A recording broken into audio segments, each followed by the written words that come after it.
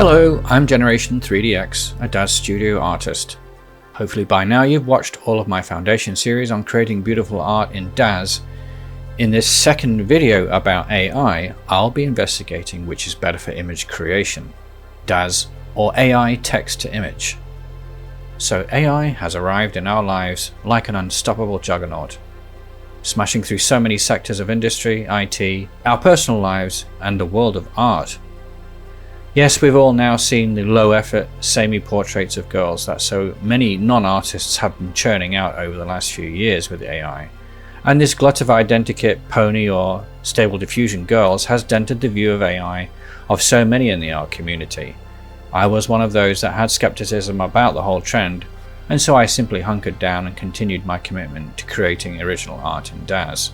But the immovable object of the hellacious experience in trying to animate in Daz hit the unstoppable force of my insatiable demand to want to animate my original characters, and eventually this resulted in me turning my eye to AI to assist in this, and well, the fruits of that labour have paid off massively, as you'll see if you watch my previous video. I'll link it top right in case you missed it.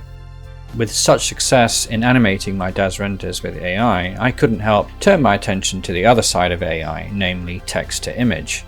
That is, feeding a text prompt into an AI engine and getting an image out.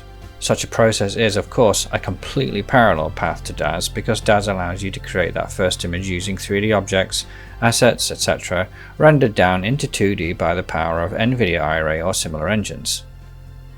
With AI text to image, instead of constructing your scene in the traditional way, by some miracle you can simply type some words and watch them become artistic reality. Surely it can't be that simple, can it? And does this mean that AI is going to replace traditional ways of creating 3D images, such as with Daz or Blender? It's a fair question, and one I seriously posed to myself.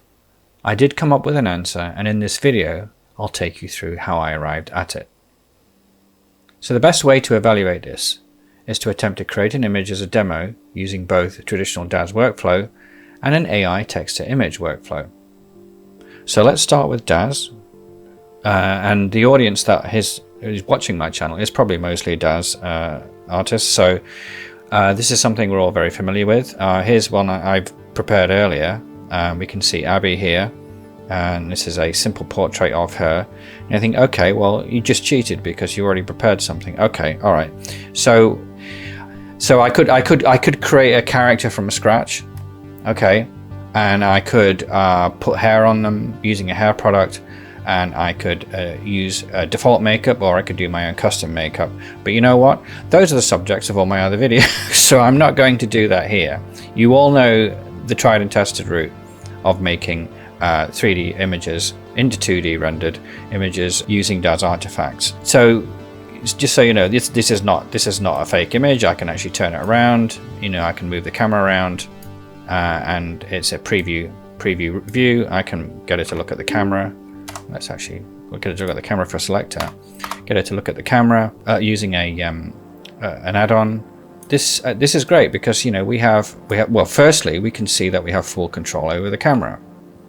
This is a big plus point for Daz. Okay, not only can we move the camera around, we can actually treat it like a real camera. We can adjust the focal length. So here we've got a 300mm focal length, which is a super telephoto, and we can zoom out using the camera zoom, and then we can move the camera forward again.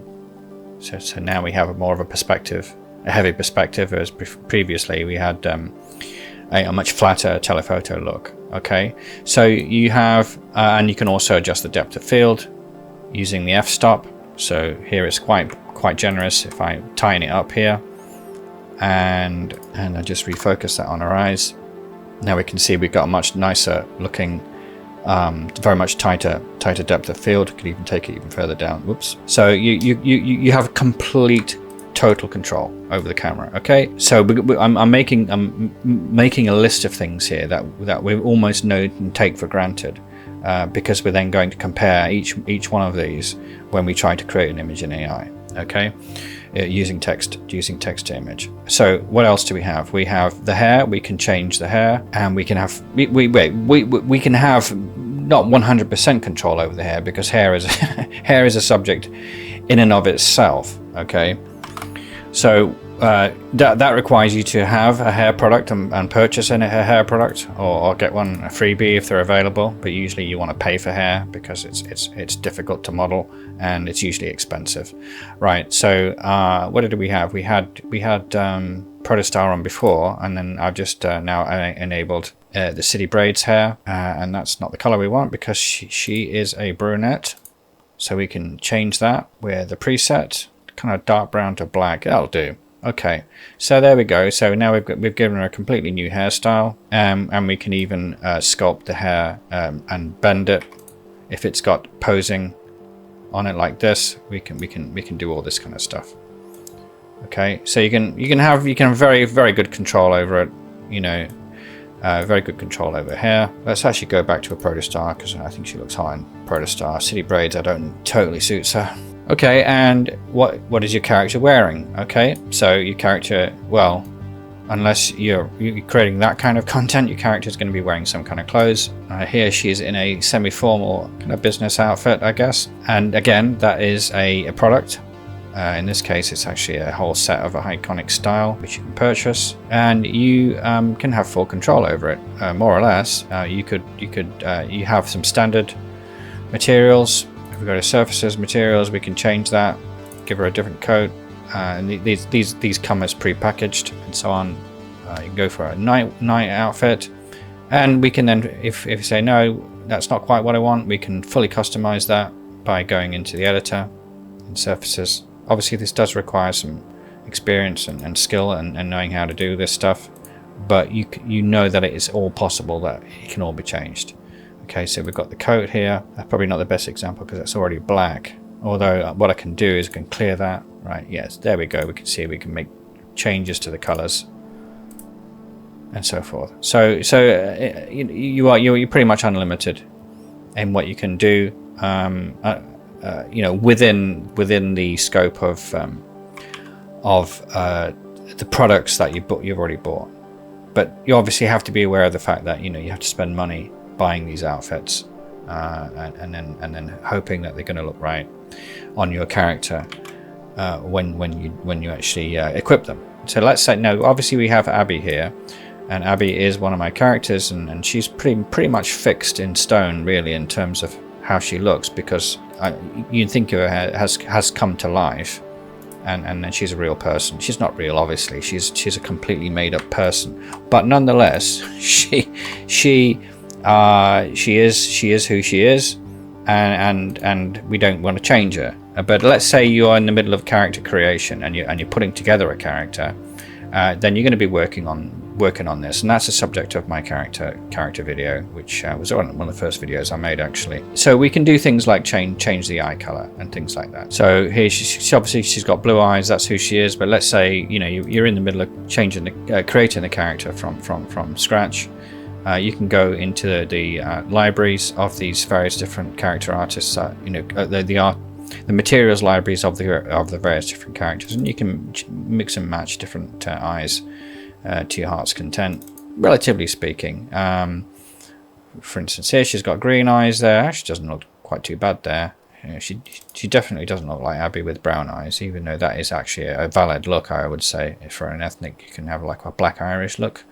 But she ain't black Irish, she's actually from Surrey. So anyway, yeah, so, and we can even do further customizations of that by going into the surfaces editor and going down to irises, and let's say we could do an additional blue tint there, etc. So you get the idea. So you can very tightly control eye color. You can also change makeup, and that's the subject of my makeup video. Go to the face surface, and we have our in this case, this is a makeup enabled makeup layer. In other places, in other types of surface, PBR types, it's called a diffuse overlay. So we can adjust her makeup here. We can make it stronger. Okay, so she's more of an evening look as opposed to a day look, and we can change the color of that. Let's give her a brown. Didn't really show up very well. Make it darker. Oh, I know why. It's because I've also got metallic flakes on, so let's adjust that color as well to a brown or a coppery color. There we go. Not as obvious there. Let's just get a zoom in on that. So there we go. We've just instantly changed her makeup color, and we can have very, very fine control over that. Okay, so that's makeup. So makeup, hair, eyes, clothing. What else can we do? What else can we have complete control over, more or less? We can also change the scene that she's in. Okay, so in this case, we have her just simply in front of a blank screen, a concrete wall, in fact. But we can put her in a whole array of different scenes. But you have to buy the scenes, or you have to build them yourself in Blender or something like that. So it is a big but there are so many scenes available now on the Daz Marketplace, and and one good thing about scenes and backgrounds is you're not tied to a particular Genesis character, Genesis number. So for instance, clothing and hair and things like that are usually restricted to a specific Genesis version, like 8 or 9 or 3. The good thing about scenes is that they are independent. So you can use scenes that were made 10 years ago. Okay, so let's put her in a scene. All right, I've had a look through my library. Let's just grab one here, and we'll do this one. Or let's load in that, merge that one into the scene. Let's see where she is at with this new scene. It's like a nightclub. Firstly, let's adjust that camera. That camera zoom is way too high. There we go. That's much better. Right, so now she is in a nightclub in her kind of inappropriate clothing, perhaps for that scene on the middle. Anyway, you get the idea that we now have her in a completely tailored scene. Increase that f-stop a little bit. For just a demo this, I'm just going to turn off depth of field so we can see. So she's now in a nightclub. Okay, now let's say you wanted to do multiple renders of her, like telling a story that she arrives in the nightclub, she sits down, she gets a drink, she meets a friend. You want to know that scene's going to be consistent throughout your set of images. Okay, and this is more of a broader concept of where Daz, I wouldn't even say it excels. It's just kind of a standard that you expect. That your character is going to look exactly the same, and the scene's going to look exactly the same, the clothing's going to look exactly the same. You're just going to be having different poses on your character, and different expressions, and different positions, and so forth, and maybe a bit different lighting as well. But everything else is going to be consistent and standard and the same, exactly the same, because they are 3D modeled objects, which are they're constant. Okay, so when it comes to doing sets of images, this is something we all take for granted, and we know everything's going to behave exactly the same way, no matter how many different renders that we do of that. Just another touch on lighting, by the way. You have complete control over lighting. In this case, I've got some key lights. I've got a 3-point lighting system in addition to whatever's going on After Nightclub. I actually don't know what lights are going on here. There's some kind of ceiling lights here, but in fact, I'm just going to dissolve that scene and undo this, and we'll just go back to talking about lighting because it is a favorite subject of mine. All right, so we're back in the studio again, back in front of the concrete wall, and we have full control over our lighting. So here we have a key light. We just go for that we can go for a Rembrandt style.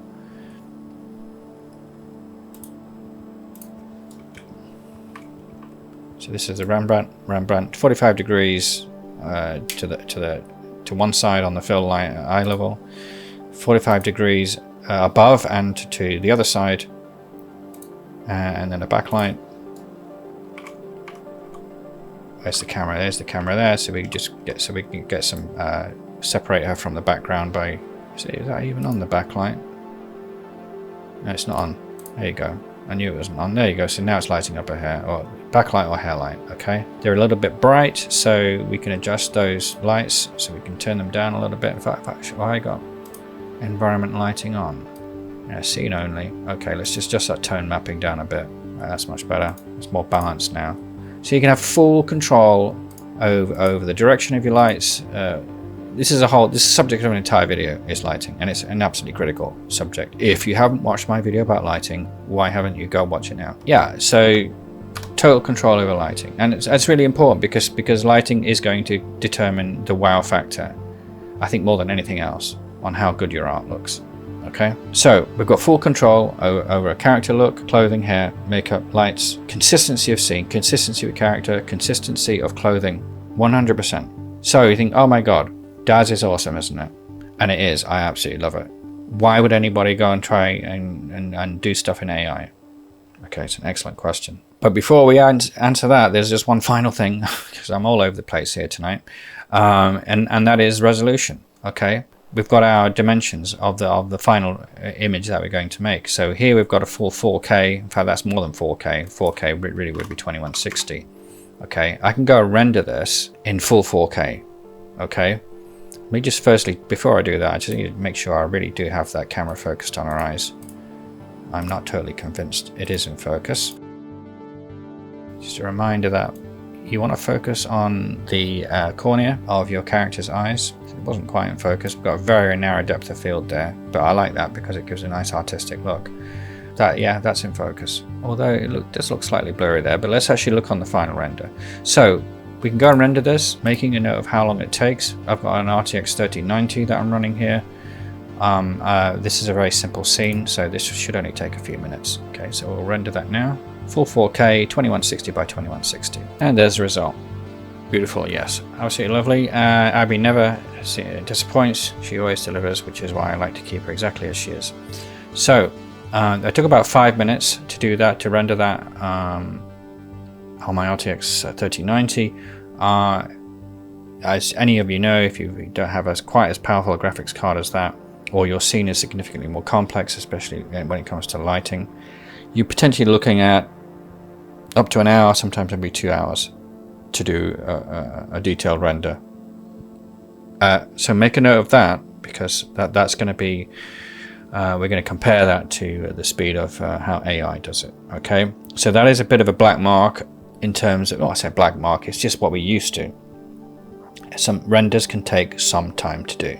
Right, so that's the world of Daz in terms of image creation. Okay, producing a three-dimensional scene, rendering it into a two-dimensional still image.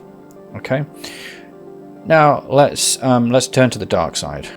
AI. Okay, creating images in AI from nothing, from text. Okay, there are many different ways that you can create images from AI. In fact, I'm sure you've all done it. You can go to ChatGPT, go to Grok, go to Gemini, all the leading AI, big tech AIs out there.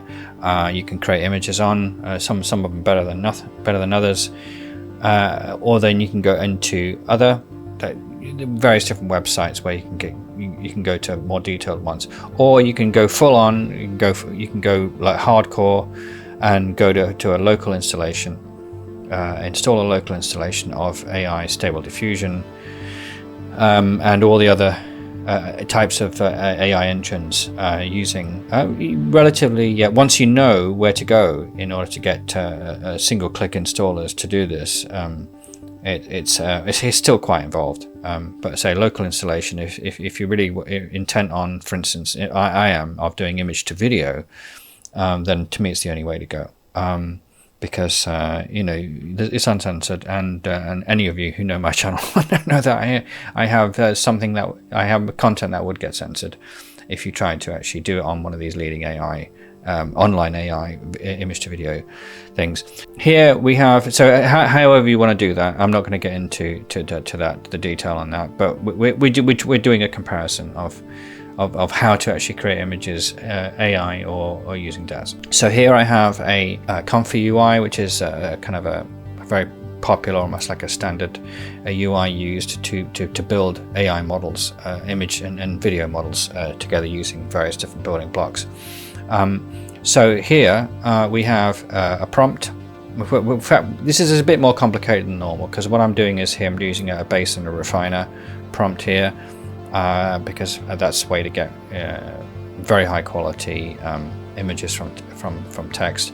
And I'm using a reality as my base checkpoint. And what that is, it's a trained model basically that has, I don't know, millions or billions of different parameters, and what a checkpoint is, or a model is, it's a trained AI that has been trained on thousands or hundreds of thousands of pictures of humans in various different positions, scenery, rooms, architecture, and so forth, are shoved into these model files, which are colossal. They're gigabytes in size. Okay, and different checkpoints have different styles and different strengths and weaknesses. And this is the learning curve that you get into when you start to get into AI, and you realize, oh wow, yeah, it's a completely parallel universe to anything that you're used to in Daz. You have to think in a completely different way. I guess it's maybe, I don't know, I don't speak Chinese or Japanese, but or Mandarin, sorry, or Cantonese. It's like it's so completely different to speaking English. The whole grammar system, the whole laws, rules and everything are so different, and yet somehow people are able to do it and do it fluently. I was watching Jensen Huang on his keynote the other day on NVIDIA, and obviously he's fluent in Mandarin as he is in English. This is the founder of NVIDIA, and so he's able to do it, and so why can't we? And so why can't you as a Daz artist start to speak AI? Well, you could do. And in fact, you have to do, if you ever want to do Daz images into video, image to video, then you're going to have to learn some of this. But while you're here, why not just play around with it and have some fun? Okay, so I've got our base checkpoint here, which is the reality model. Okay, these are all, pretty much all these are free to download, and you gotta get them on Civet AI. CivetAI is .com. It seems to be the most popular. The way that seems to be where you can actually go and see all these different models and how cool they look and so forth. I've got a refiner model here as well, which is Innoverse. And that does a two-step image. So I won't get into the details of all this. We're just simply here to do some comparisons. Let's just click run and see what happens. Well, now before I do that, let's talk about my prompt. Okay, so here I've got a prompt. It's a fairly standard prompt that most people are perhaps going to be interested in. Is a model, usually a female character. Here I've specified very actually this is very detailed prompt of what I want, and maybe this is overcooked. I don't know. I am not an expert in prompts. Don't ask me for advice on how to do prompts. I'm still very much a beginner on this. Okay, see, one could argue that maybe all of this is completely rubbish, but actually no. Some things that we do know it does take notice of are things like that. Okay, because we'll demonstrate that in a minute by changing that to something different, and that it pays attention to that as well. Okay. Okay. So yeah, we're going to create a portrait of a girl. Let's see what happens. Click run, and we're going to wait about 5 minutes for this to do. I'm just kidding. It's going to take about 10 seconds.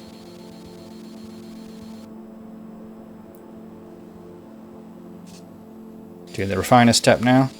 So we did the base and then did the refiner step. And voila, look at that. Isn't that incredible? The detail and the realism is stunning. Now, I'm not disparaging Abby or anything like that, but if we go and compare that to how Abby looks, I think we could all agree that this girl looks more realistic. The skin and the hair, perhaps not so much the eyes in this particular case. The eyes look a little bit overcooked. But the skin is just mind-blowing. And so we already see, oh my god, this is it. This is the end of Daz, because it can create realism like that. And you know what? It can't just do realism. It can do anime. It can do Pixar style. It can do so many different styles. And this is where changing the model will give you different styles. Okay, you think, well, that's it. The game's up, isn't it? Just, delete my Daz installation. Well, hold on there, cowboy. Because I just kind of went out the gate and told you the wow factor of AI text to image. and that is the realism that you can get.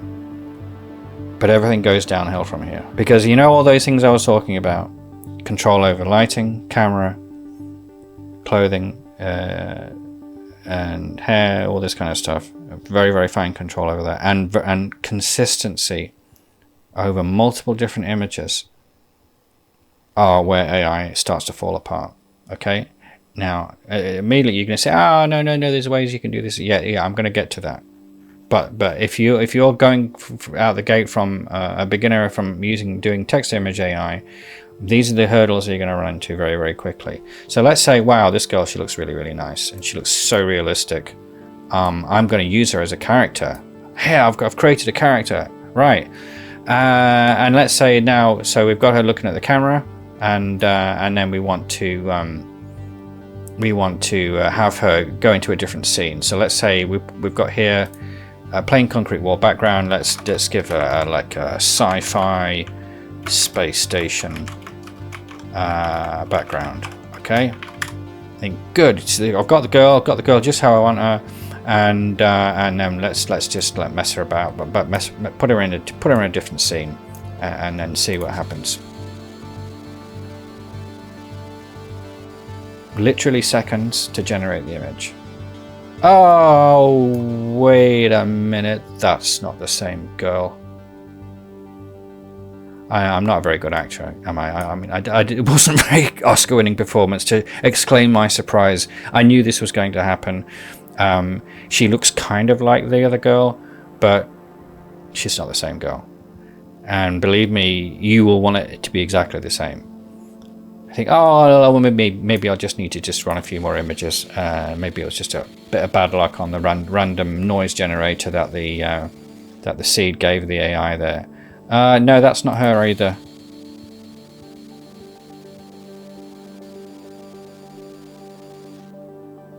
No, that's not her either.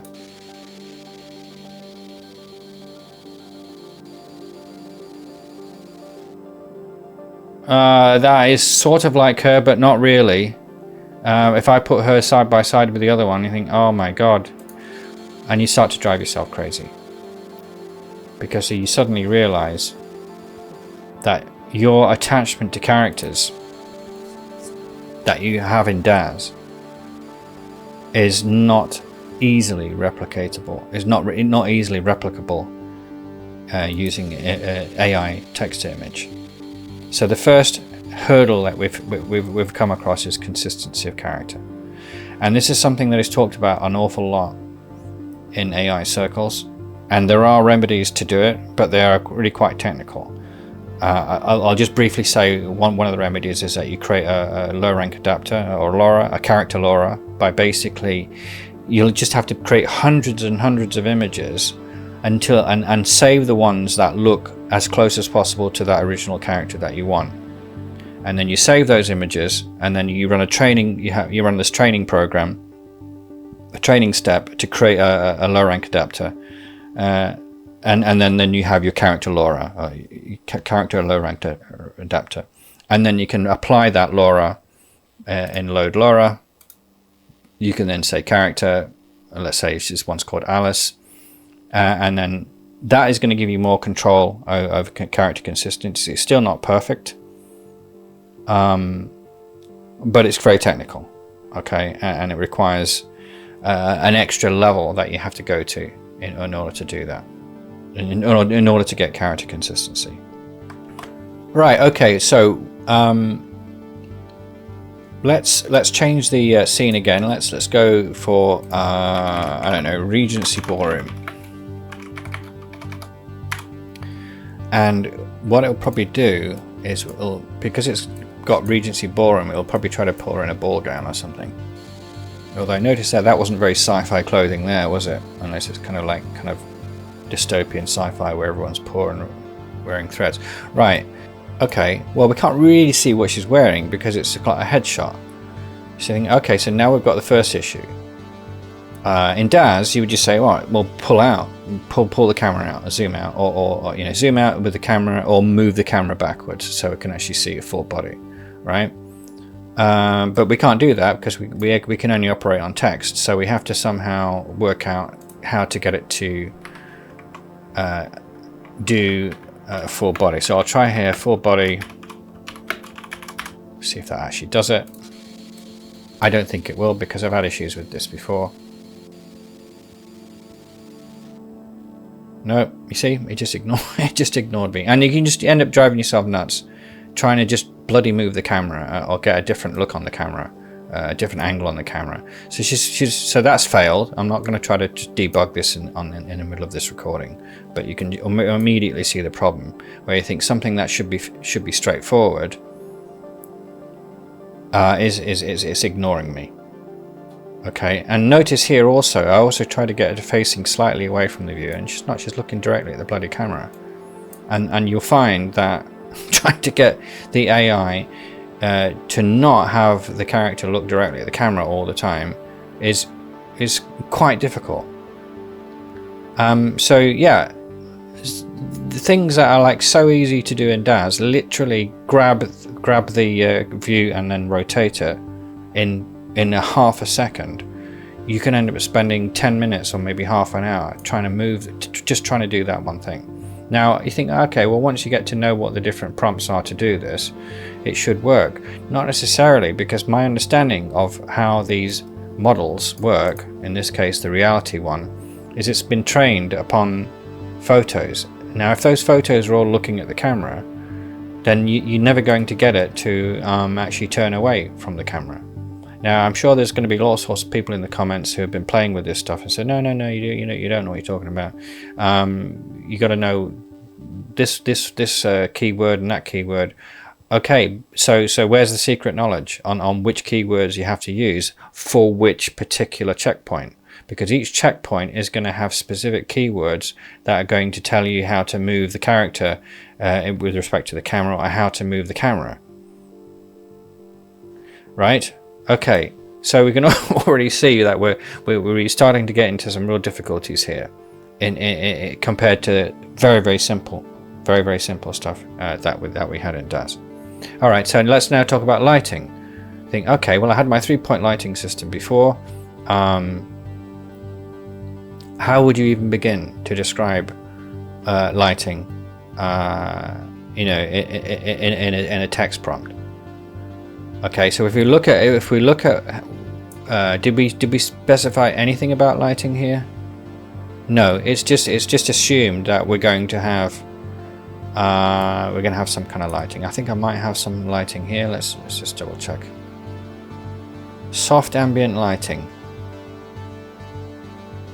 Okay, so I wouldn't know where to begin. I mean, we can try strong key light,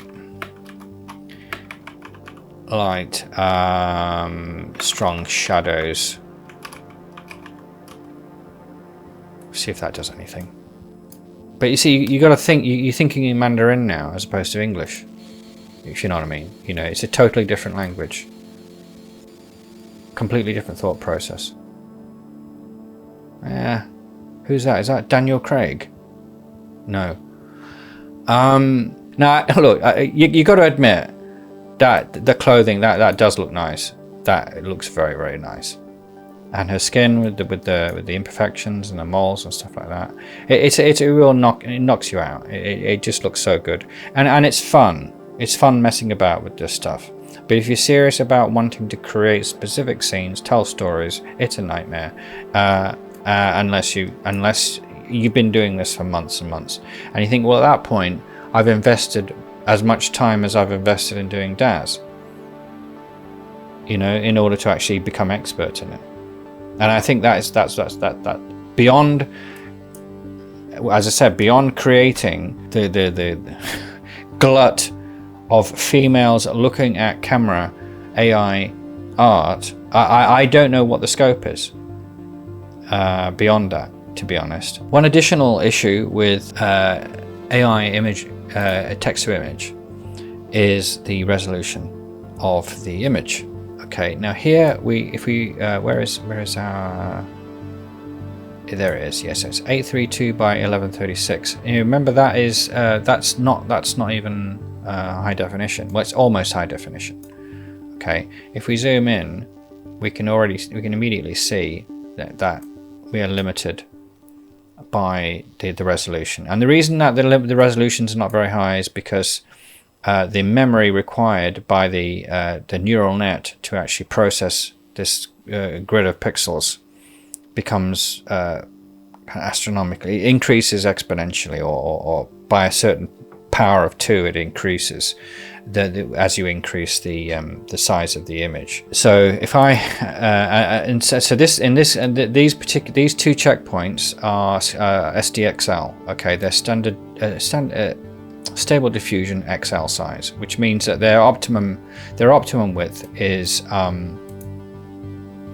think it's 1024 by 1024, which is, again, you know, that's only half HD, isn't it? Well, actually no, it is technically HD, because standard HD is 1920 by 1080. And then suddenly, what is going on? She's got 2 sisters growing out of her or something. Even though I said 1 girl. Oh my god. This can give you nightmares. Anyway, I wasn't trying to actually demonstrate aberrations like that. I see, yeah, now I think it's because we changed the aspect ratio and we said portrait. I think there, 3/4 portrait. If I get rid of that, maybe that might just fix it, because basically somebody told me that was it an AI? It might have been Grok that said the aspect ratio can often influence the content of what the AI is going to produce. All right, well, she's back again in solo effort, even though I said remove portrait. That's very, very odd. I say you can end up scratching your head, and you have a lot of laughs doing this, because yeah. Anyway, so we were talking about the resolution, weren't we? So yeah, we zoom in, we can see there's already a problem. Now you can actually do upscaling, and upscaling is getting pretty actually sophisticated these days, and that's using AI to do upscaling as well. So we can actually upscale the image to full 4K, and it can actually do a pretty decent job. So save the image, and now switched over to a different workflow, which is an upscaling workflow. And here we can do upscaling. So there's the image I've selected there, and we will go with 4x, and then we'll downscale it again. Apparently this is supposed to create better effects. So with 4x that, it's going to go to 4096 by 4096, and then it will reduce it down to 2048, which is standard 4K. Reduced by half. So let's just run that workflow now. All right, so here's the upscaled image. I've just got it in an image view here. So let's do let's actually zoom in. So this is 1 pixel to 1 pixel on this particular monitor. So we can see here that the upscaling is actually doing a pretty nice job, actually. So this would definitely pass as a 4K image, and the fact that it, you know, was able to produce that, you know, but the upscaling had to be run. And you can actually have the upscale run automatically when you're actually doing your initial image creation in your workflow. But what I tend to do is, when I'm messing about with this, I'll only upscale the images that I find are useful, which is maybe 10% of them, because the rest is just not what I want. You're talking about, you know, a matter of seconds to do this. Compare that with the Daz render, which took about 5 minutes. So there's definitely an advantage in doing that, in creating hyper-realistic images which are effectively 4K, you know, in a matter of seconds, essentially. Right. So, in summary, then, what's the answer? The answer is I am staying with Daz for now, and I think you know why. Because if you look at any of my work, it's usually I create a whole series of images that are telling a particular story, and I need character consistency, and I need the consistency of the background, so that it's believable that you're looking at the story unfold within that specific scene with those specific characters. So there is probably an answer in terms of how to do this, and maybe some of you more experienced in AI can say this is what you need to do. I don't doubt that there is, but that's going to require a lot of work and training. And if you're already trained up on how to do Daz, then why would you actually start again? And the chances are it's all going to change again within 12 months. And they say this is for now. I'm staying with Daz. I'm not going to say never. I think eventually the AI tools are going to, because there's such a demand for character consistency and scene consistency. There's such a demand for it. Somebody's going to solve it, and they're going to solve it in a way that's going to enable it, going to make it easy, okay, as opposed to having to have a PhD in how to actually do it, and how to actually get that character consistency. This is from my perspective as a relative beginner to AI. I'll be sticking where I am. Animation, as far as I'm concerned, Daz is dead. Blender, and I never used it, but animation, AI absolutely rocks for image to video. So you create your image in Daz, and you animate that Daz image using AI. That is my workflow going forward, and I absolutely love it. I can't see that changing anytime soon. There's another issue, but this is going to be for a separate video, is how to bridge that gap between Daz realism, skin, textures, hair, the kind of stuff, clothing, versus the definitely better realism of AI imagery. There are some tools I'm currently investigating. I think the subject is image to image AI, taking an existing image and then enhancing that, improving that. That if I can master that, then that's going to be able to combine the best of both worlds, where with Daz you have complete control over your character and scene and lighting and camera and so on, but you can get the additional benefit of AI enhancement to realism, and I'm always obsessed with realism. So okay, good. That's it really. Yes, sticking with Daz for now, for my image creations and AI for video. If you have any, I'm sure there's going to be lots of opinions on this. This is what the comment section's for. Be forthright, just say what you want. Obviously be respectful. Don't be rude. But I'm very interested to hear what you guys have to say about it, because I say it seems to be, I don't seem to meet very many people who are in both camps now. So I've got my feet in two different camps. I've got my left foot in Daz, and I've got my right foot in AI. And I find that I'm almost completely alone in that. Either you're in one camp or the other. Okay, it's an interesting place to be at, and let's see where it goes for the future. Thanks very much for watching. I hope you enjoyed the video and found it useful.